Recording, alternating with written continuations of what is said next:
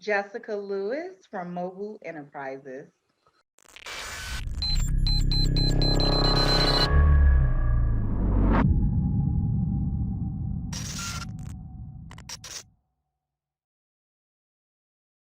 Hey, it's Kellen. And today, it's time to meet your Florida neighbor. She's just a little up north, but it is 82 degrees. We are so done with the winter and we are happy. Thank God. I have Jessica Lewis of Moby Enterprises, and she's going to tell us how she is changing the game from here all the way to the continent in Ghana, all of it, just representing Africa to the fullest. We thank Kenya Sheets, former guest, Kenya of the South, for hooking this interview up.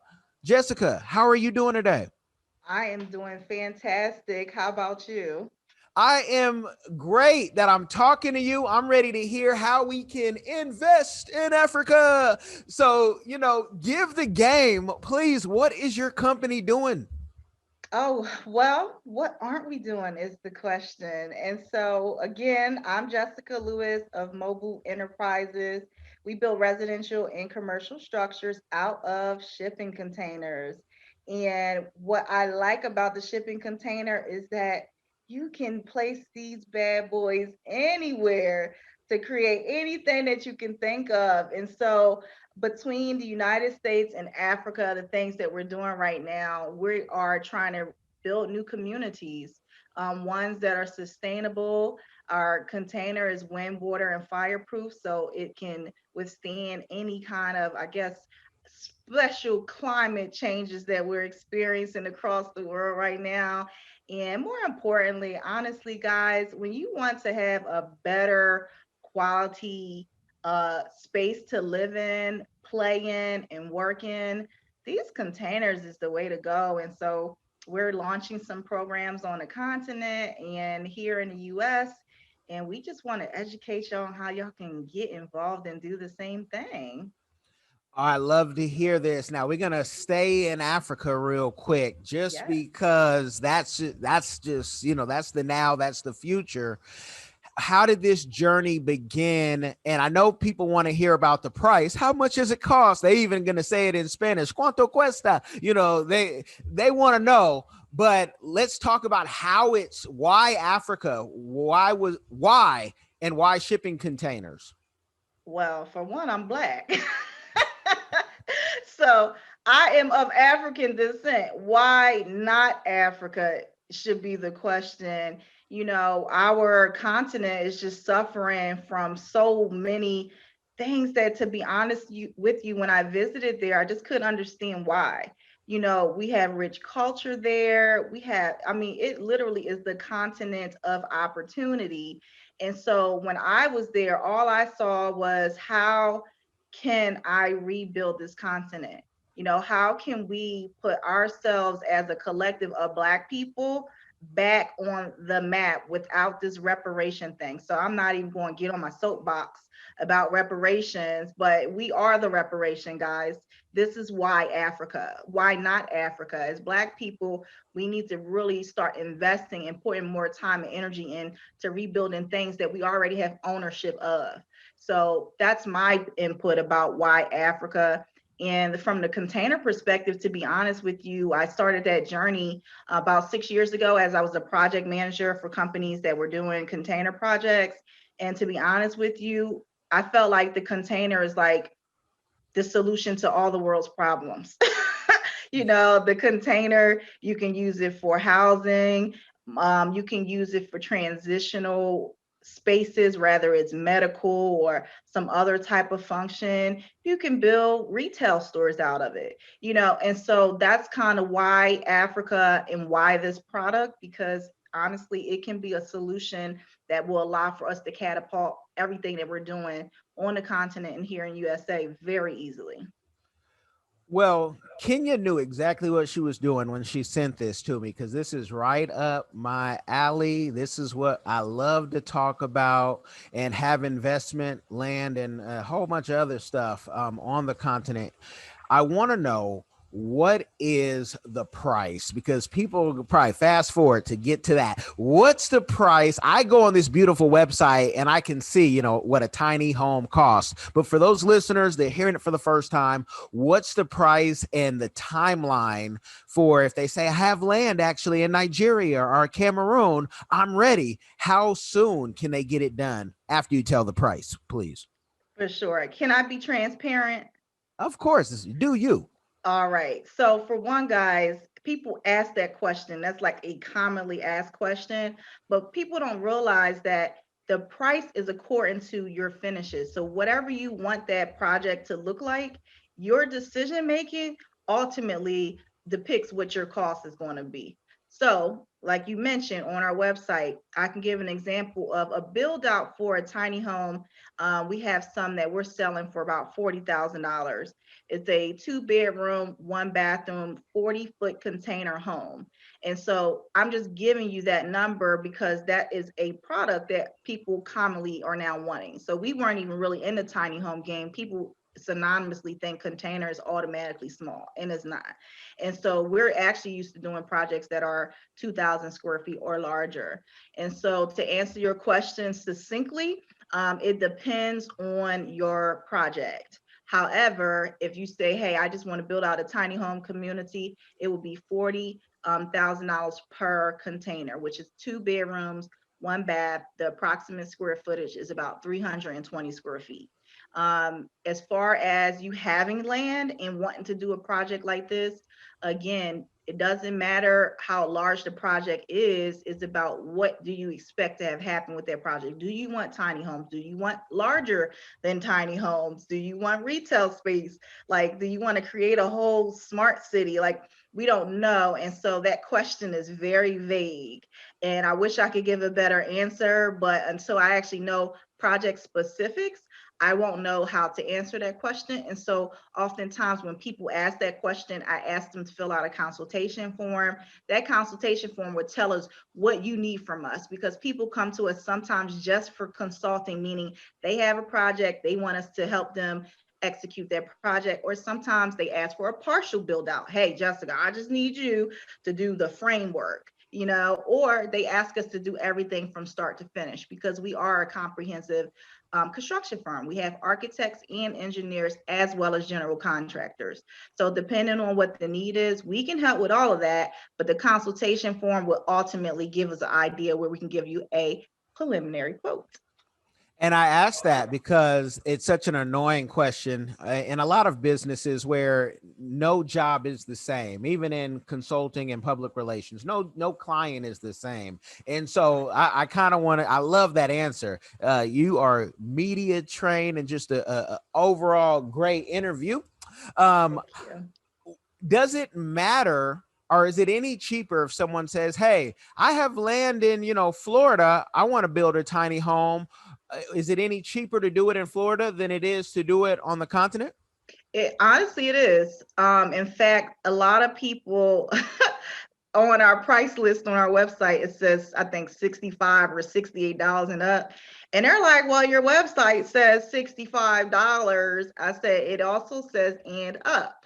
And so, and up is according to the locale. So the unfortunate part of us not being able to have like a one size fit all price is because depending on that location, our home has to be, I guess, in congruency with that locale. So for instance, most homes in DC, what are they, 250,000 and up, 250,000 and up? And so we can't say, oh, we're going to charge you $68 per square foot. That would bring the property value down in the neighborhood. And so sometimes people don't realize that getting a container home isn't always cheaper, especially when it's a home. Now, it's cheaper if it's a multifamily property or a commercial structure sometimes, because a lot goes into the square footage. But I'm just being honest, a container home sometimes can cost just as much as the stick built. But here's the caveat to that. When you're getting a container home, your home is now wind, water, and fireproof, right? So when you're talking about maintenance of a home, let's look at it from that perspective. Even though, apples to apples, stick built versus a metal container built home, so to speak, maybe the same price, you have less maintenance.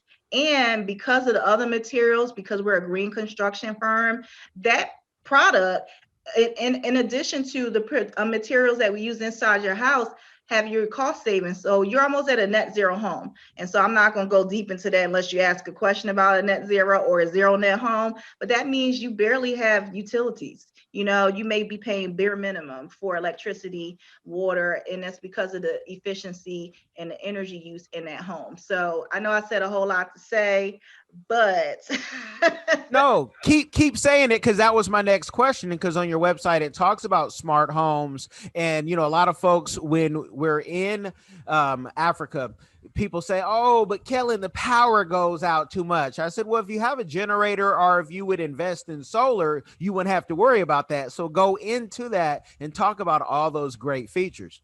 Absolutely. And so green construction, what makes it special, it's designed for sustainability. So that means you lower the impact on the earth, and your product is a better quality for the inhabitant. A lot of people don't even know they're allergic to their houses.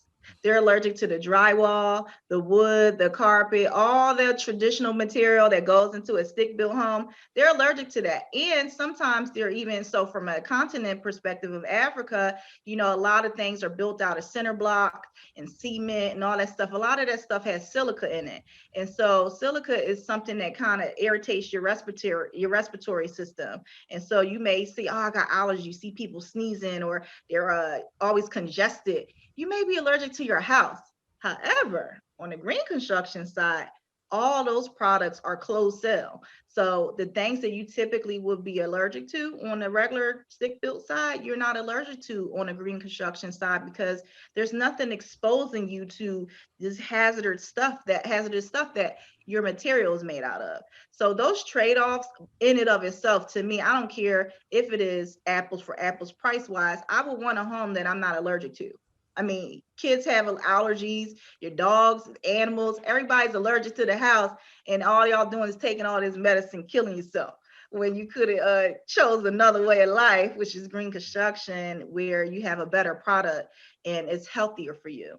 And so, to answer your question, the trade-offs from the solar to energy efficient heating and water systems, there's so many really great products out there, to be honest with you, that can really help you offset your long-term costs, your yearly and daily costs, as well as your home being more durable, meaning it won't break down as quickly as your traditionally built home.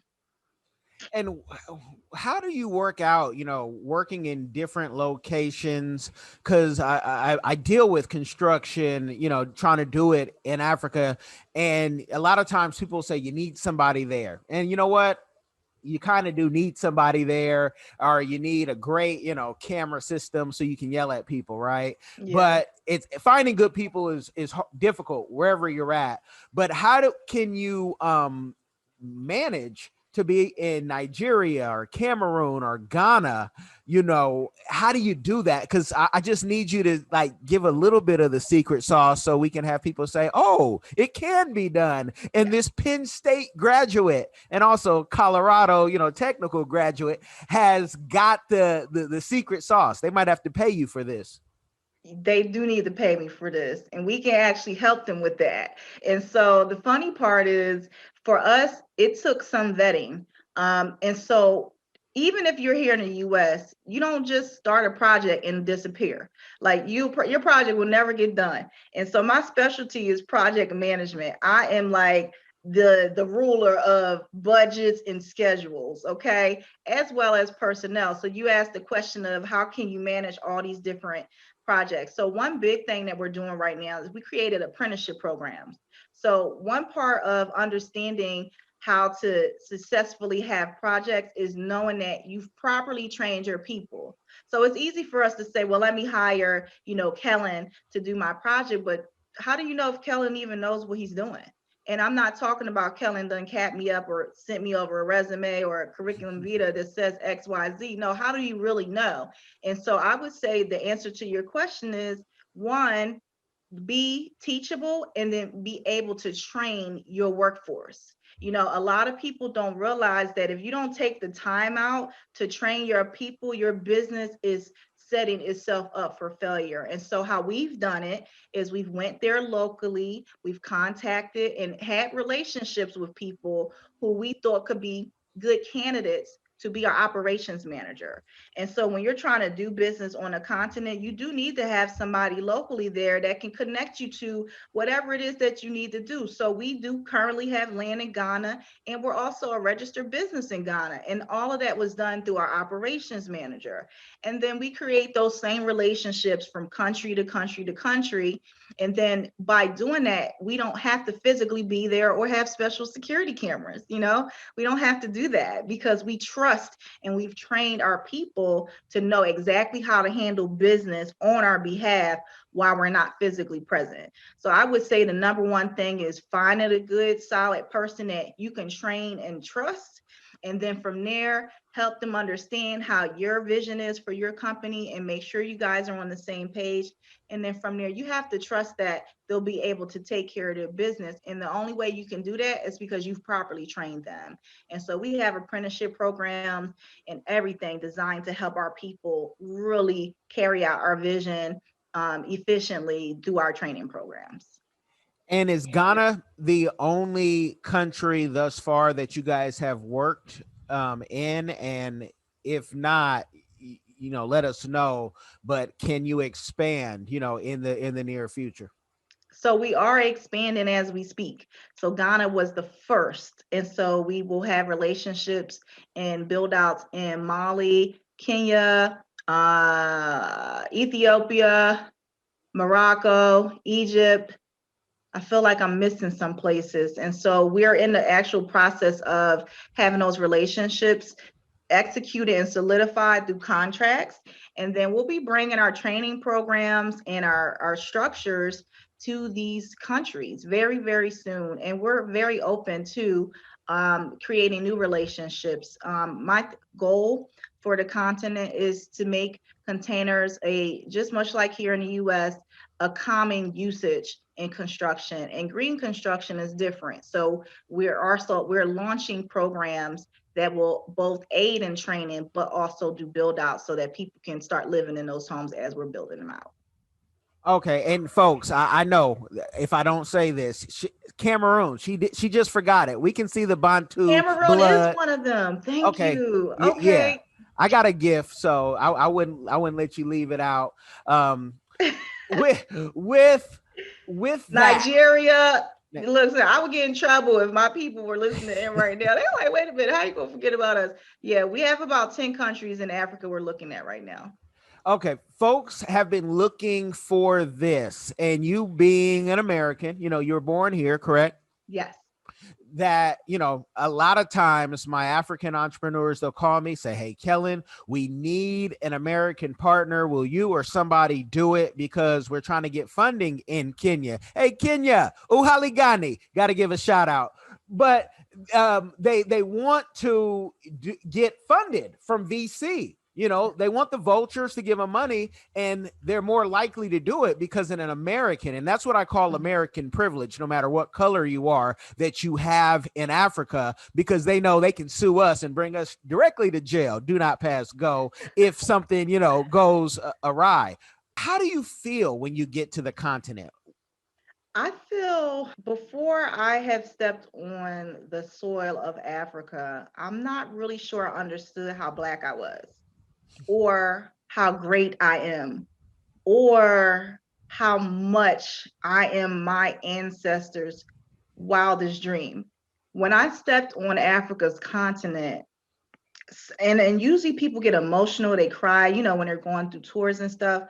I felt right at home. I felt like this was one of those times that when I tell you about love, and if you ever understood my story and how I grew up, when I went to Africa, that's the love that I had never had from anybody. Not only from the people, but you can feel the energy is different there. As a Black person, a lot of times, whatever negative feelings we may have about ourselves, we then project that onto other people. I didn't see anybody arguing over there. I saw everybody just showing lots of love and just really appreciating and respecting and being grateful for who I am and how I can be a part of making Africa something fantabulous. And so from my perspective, Africa is me. I felt like it was something that I needed. When you have something missing in your life, I felt like that was Africa for me. And so grateful that I was able to get there. And then COVID happened. COVID shut down all year. They was like, nah, y'all can't come back here because y'all gonna bring that COVID over here. And so, how I look at it is being able to take this whole year to pivot, not being able to physically be places, but now you have to do everything virtually. It really allowed for me to do some great things. And this is how we created all those relationships. Man, I'd love to hear that testimony. And I want you to go a little bit deeper on how you grew up, because the same way you talked about the beauty of Africa, there are people who need to hear that they are not, at a disadvantage, because growing up can be hard at times. So if you could share what you meant by that, and then to go on the other side and say, okay, this is what it was supposed to be, if my ancestors weren't taken. For sure. And so, me personally, I grew up in a no parent household. My mom died when I was 8 years old, and my father is still incarcerated and has been incarcerated all my life. So, I was taken care of by, of course, a lot of community members as well as extended family. But shortly after my mom died, her mother died. So, we lost two matriarchs within 3 months. Okay. And I became the matriarch at 8 years old.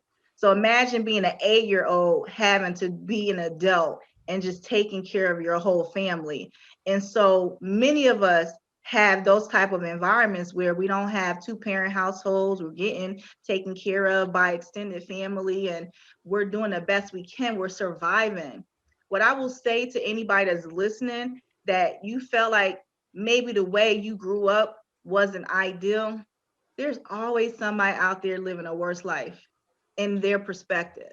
And so, despite all that I went through, lots of abuse of all kinds, you just know, really trying to take care of myself. My only sibling got locked up a few years after our mom died. So, he's been in prison on life, life without parole, much like my dad. I had to do a lot by myself, and so I just tell everybody to stay encouraged. And you don't have to be a victim of your environment and what you've experienced. Just know that God got something special for you the minute you allow him to step in and order your steps. But more importantly, when you find your passion, you'll have purpose in life. So all the things that you may have went through as a child, you may not feel like you're living in a positive environment, or you may not feel like you're living the way you're supposed to live, but seek your passion, seek your purpose, and you will feel better. Because the minute I found it out, I was 18 years old. I remember it like it was yesterday. I knew I had to be an entrepreneur for the rest of my life. I was like, I said, something gotta be better than this. It gotta be a better way to life. And so I started my first business when I was in college. And so that from that moment on, I knew I wanted to help people. And that also allowed for me to find my passion and my purpose. I was 18 years old, and ever since then I've been doing nothing more but helping people. Never knew if I would ever get the opportunity to go to Africa to help our people at this level, but I'm grateful. And I promise you guys, the minute you find your passion and your purpose, you'll be able to step in a place that can't nobody ever take you from. There's no amount of your past that can ever take you away from why God placed you on this earth. And that will give you a renewed spirit. And that's what I got at 18. And then I got it again when I went to Africa. I realized that I was a lazy American. I don't work as hard as Africans do, and I'm African as well, but I'm African American. We got a hyphenated title. And so with that, our sense of entitlement is a little different. Whereas when you visit Africa, I've seen some of the most amazing things, and it just inspired me to work a little harder. And so during this whole pandemic time, that's all I've been doing. I'm like, okay, what else can I get into? What else can I start? My visions and my manifestations from the visions and having conversations with God, man, just has been phenomenal for me. And I just challenge everybody to do the same thing. Amen. I want you to let the folks know, because, when you went to Penn State, you didn't study this. Yeah. And now your Nix code say 236-115 and 116. That's Yeah. government talk for y'all who don't do RFPs on a daily. So how did you go from psychology to, okay, I'm now going to go get my master's in project management, and to say housing is where I'm going to make my billions? Well, I actually, my grandparents on both sides, my mom and my dad's side, so I still had family left after my mom and dad weren't in my life, so to speak. But they were developers. They bought real estate. However, they always used to say, have a job first, have a business second, buy real estate third. And so after a while, that formula didn't work for me. I'm just being honest. I'm like, okay, so I gotta work and have a business and buy real estate. That's a whole lot just to get to a dollar. It just didn't make sense to me. And so I had to make a conscious choice to break a generational curse. And so for me, now focus on real estate, and I have my businesses. I have multiple businesses. I have 8 to be exact. And so I rather work really hard and my passion and my purpose for myself than to go to somebody's job and do it. And I'm not knocking anybody. Once you find your purpose, you'll find that you can always do better than a job. And once you make that decision, you'll have the full freedom that a lot of people are trying to find by joining different things that may not be in their passion or purpose. So for me, that's how I got into this journey. I started, my first business was a gift basket making business. And then I was like, I don't think I really like this as much. My baskets were pretty, but just wasn't my thing. And so when I started getting into mentoring, and then also doing business consulting, I found that was my beginning of my passions. And so that's why I did get my master's degree. My undergrad is in psychology. My master's is in business management with a focus on project management. And because my family had already been in real estate, I already had that exposure. So we did a lot of fix and flips, and then we did some new developments ground up. And so I wasn't fascinated at the time, but when I got into project management and started working with containers, I said, okay, now this is a smarter way to do development, versus the hard way, which to me is stick built and framed homes. And so for me, I found a better way to do something that is a crisis. It's something that's needed everywhere. And once I found that is had me step into a new purpose within the real estate industry. So if I don't ask this question, somebody's gonna say, man, I wish Kellen would have got into what's the biggest house she's ever made. Where can we see a picture? And also not just the biggest, but maybe the most fanciest, because someone thinking, wait, can I get a smart home with a container for under $100,000 that's at least 2 or 3 bedroom? Is that possible in America or even in Africa?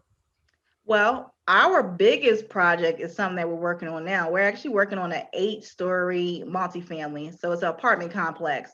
We have one that we're looking to build in this Atlanta area. So we're finalizing that deal with our customer. And then we have even a larger one, which is a 100 unit. It will be in Baltimore. And so for each project type, we're going larger and larger.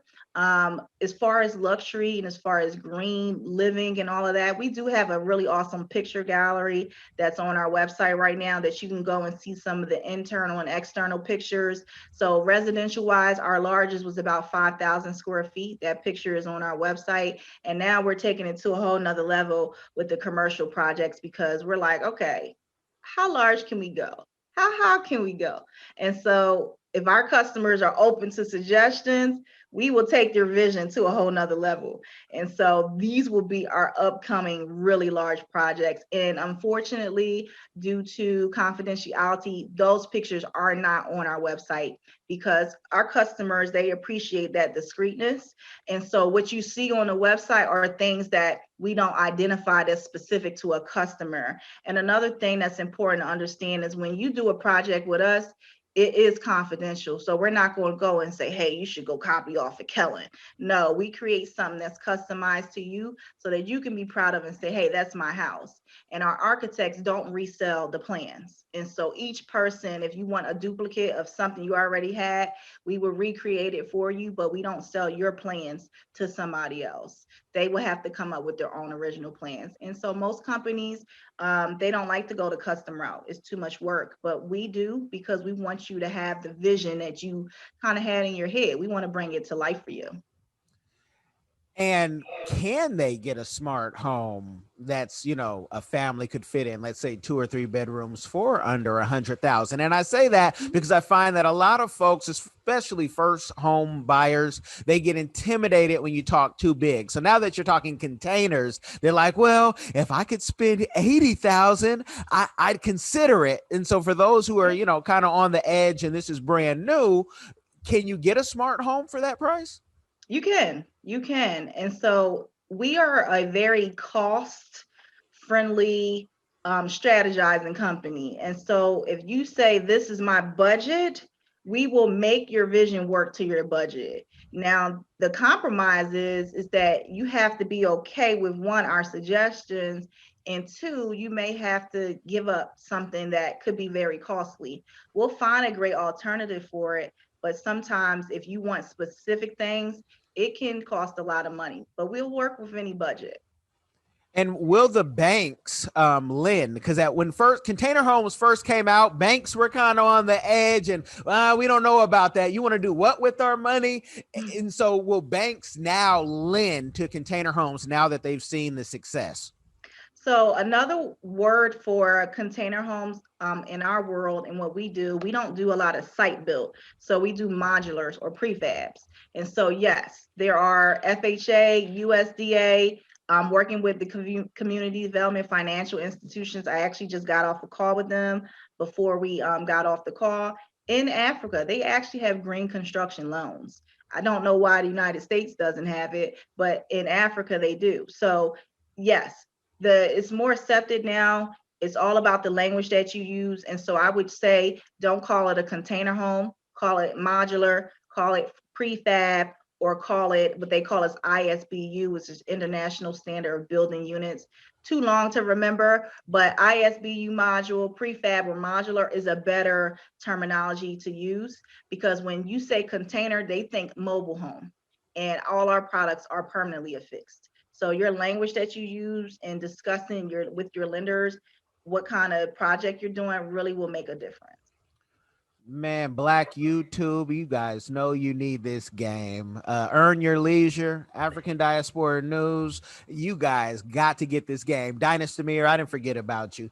But I want to know, with all the success that you have had, from construction to consulting to, I Am the Boss Inc. and clothing, what is a community give back that you are doing or that you want to do in the future? Two things. So we have a nonprofit organization. Our nonprofit focus 501c3. Let me be specific because there's a difference. We have a 501c3 whose focus is on hiring ex-offenders and exiting veterans.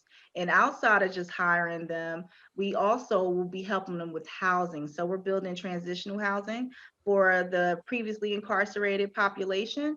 And then we're also looking to partner with Department of Corrections here in the United States, where we'll be able to start some programs where while they're incarcerated, they can work in our facilities, which will have a partnership with DLC and their on-site prison facilities. So that is real. When they say, a lot of stuff is being built in prisons, that is a fact. So we're actually going to be building some manufacturing facilities where these people can earn $7 an hour while they're still incarcerated, and then they'll graduate from there and leave. So I say graduation from prison because once they graduate, they can't come back again, right? And that's our goal, is to reduce recidivism. And so when they graduate, they'll then earn a higher wage as permanent employees for our company. And so the goal behind that, because my background is human services, is to reduce recidivism and also help those exiting formerly incarcerated as well as veterans enter back into civilian life. Because to be honest with you, a veteran exiting the military and someone exiting from another institution like a prison, their mindset is still the same.